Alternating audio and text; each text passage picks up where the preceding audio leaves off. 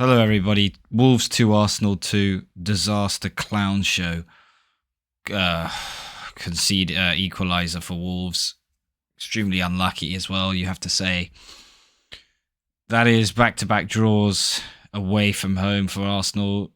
Could have taken it 7 points clear tonight again for the fourth or fifth time this season. We haven't managed to.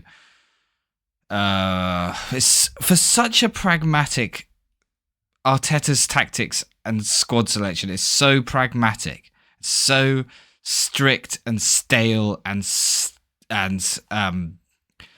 robotic. And when things go badly like this, you have to say it.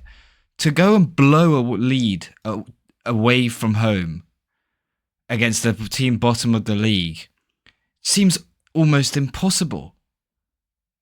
So much of Arsenal that I loved growing up, the Wenger sides, the philosophy of attacking high risk, high reward football and beautiful goals has gone out the window.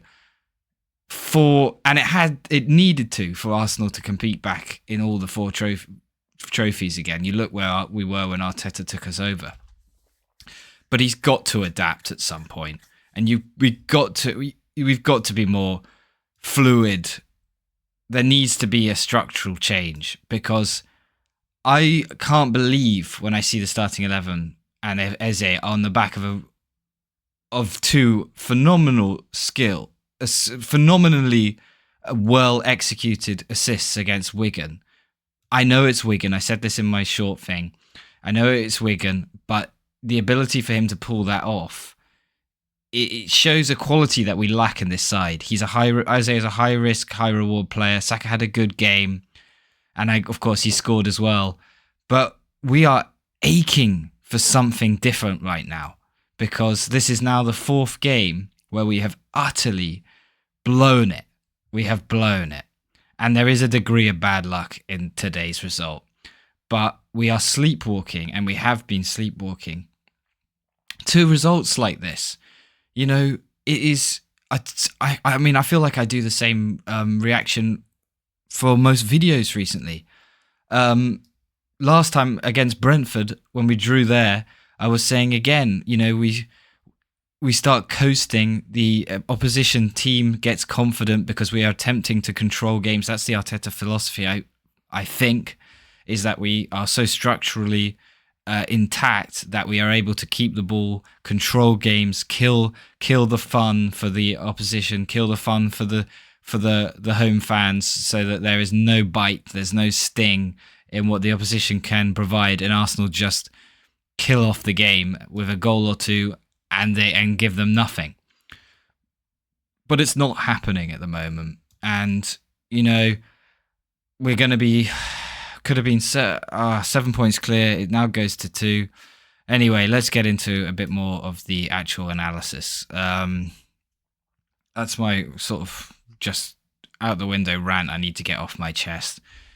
But the positive quickly.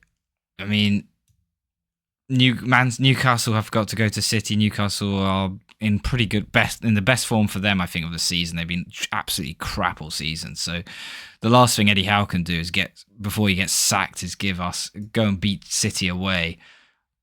There is all the chance they could do that. I mean, my fear with City is they've got the impactful depth. They've got Foden, Semenyo, Cherki, Marmoush, Haaland, all these players who are actually impactful players. We lack goals. We've got a brilliant goal from Capio today, but we lack goals. They've got goals in abundance. So if we're not going to... Anyway, let's go into the starting 11. My initial feelings when I saw Eze not in that starting 11, Saka starting that attacking midfield possession, I felt really bad for Eze. You got to say, as I just said, on the back of the performance against Wigan, if Arteta's, one of his core beliefs is meritocracy, winners based on performance, should you be given a position? I think he deserves it on the back of Wigan. I don't care if it's Wigan. You perform well, you deserve to go in. Saka's done enough this season, and that's my opinion. You've got to be a bit more ruthless, and especially in the context of what I've been saying when we're sleepwalking in games like we've just done tonight.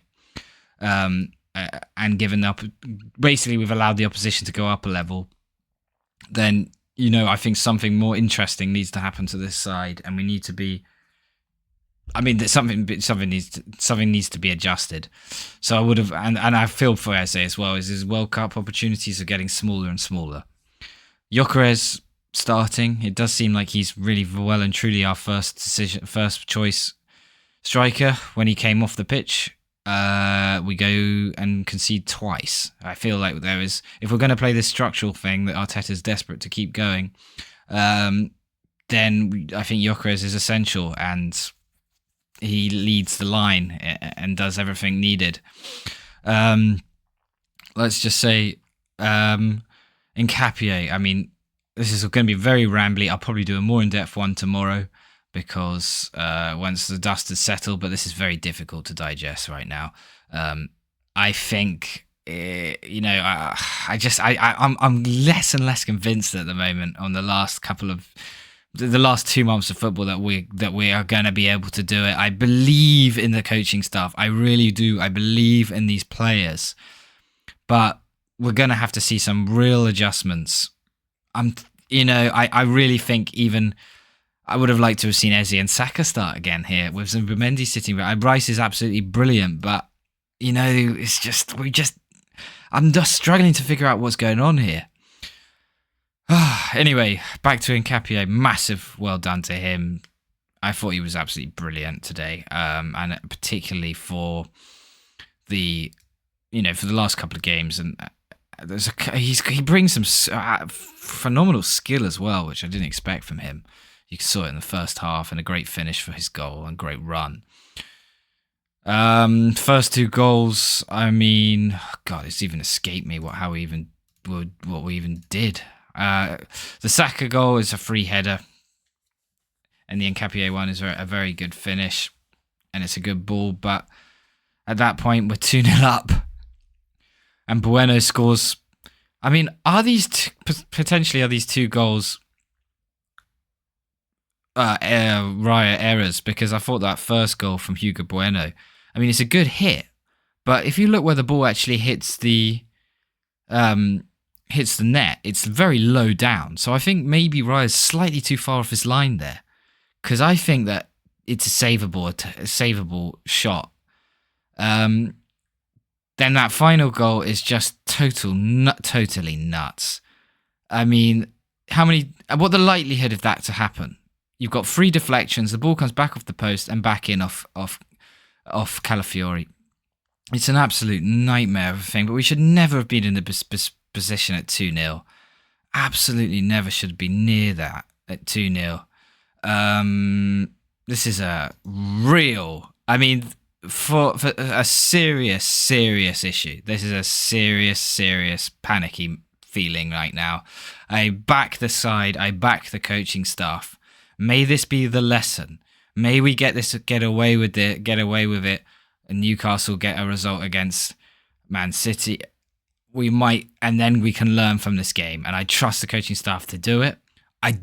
My one fear is we've seen this for 4 or 5 matches. Nottingham Forest away, Liverpool at home, Man United at home, Brentford away, Wolves away tonight. We've seen us coast into this issue in games, and we're not killing them off at all. And substitutions have got to be questionable as well. 2-0 up, you make your substitutions. We end up 2-2. Trossard goes off. Oh, God.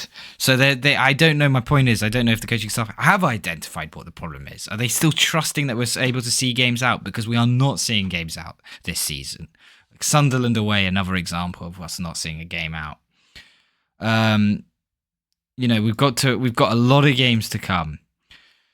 But let's just see what happens. Thank you so much for watching, and it's a really difficult time right now for Arsenal, and this is a horrible reaction. I apologise. It's very emotional and it's scattergunned, but I hope to provide a more in-depth one tomorrow. If you want to subscribe for the watch-alongs, please do.